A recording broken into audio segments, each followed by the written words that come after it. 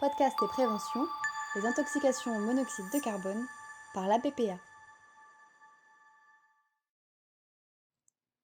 Bonjour, je m'appelle Tatiana Delair, je suis technicien sanitaire et de sécurité sanitaire à l'Agence régionale de santé depuis 1999 et je travaille sur la thématique de l'habitat indigne depuis 2009.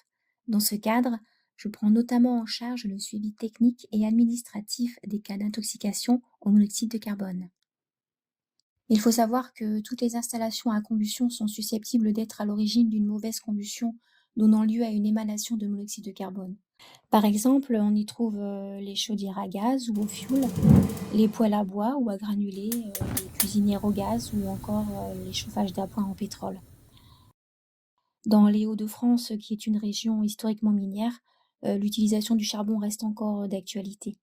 Les installations de chauffage par poêle à charbon constituent donc encore régulièrement une source identifiée de monoxyde de carbone.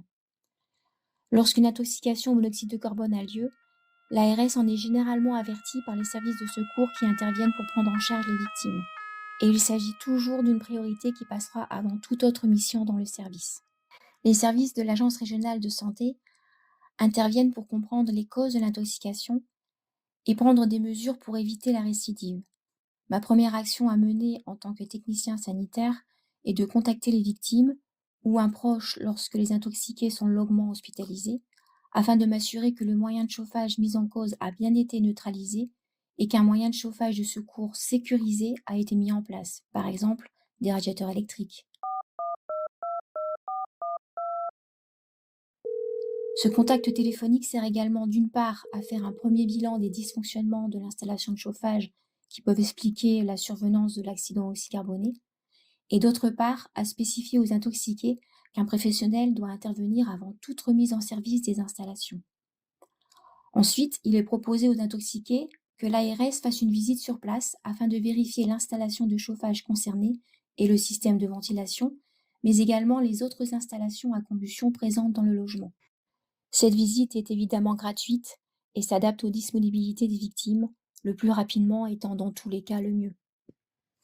Les victimes acceptent le plus souvent cette visite professionnelle.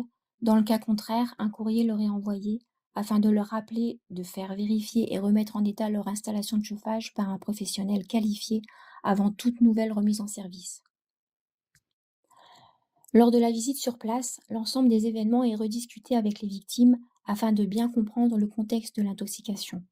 Dans la majorité des cas, un ou plusieurs dysfonctionnements sont identifiés.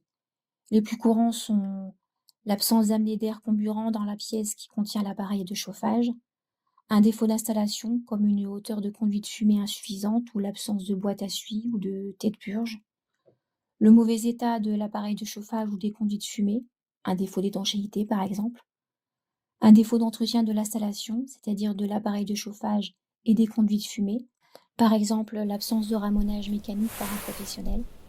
Mais il peut également s'agir d'une mauvaise utilisation de l'appareil, qui par exemple a été trop chargé ou mis au ralenti pour un poêle, ou un appareil d'extérieur utilisé en milieu clos, ou encore des conditions météorologiques défavorables.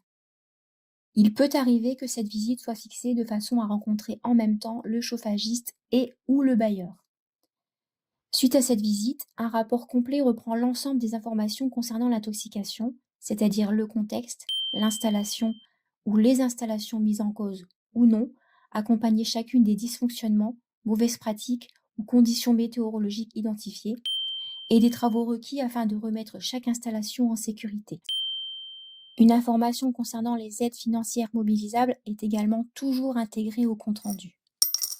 S'il s'agit d'une location, les travaux de mise en conformité des installations sont prescrits au propriétaire avec un délai de réalisation. Si le logement est occupé par le propriétaire lui-même, les travaux sont fortement recommandés. Dans les deux cas, un courrier accompagne le rapport et demande à ce que les pièces justificatives et attestations de professionnels nous soient renvoyées après travaux.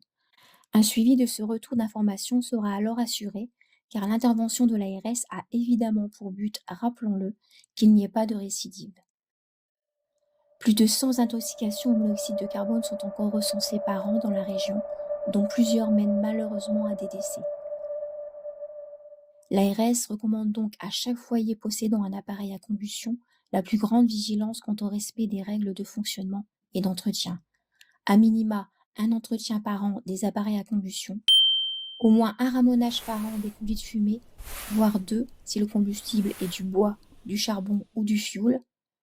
Surtout ne pas boucher les entrées d'air neuf, même en hiver. Et enfin, n'utiliser les chauffages d'appoint de type poêle à pétrole que dans des pièces suffisamment ventilées et pendant une durée n'excédant pas 2 heures.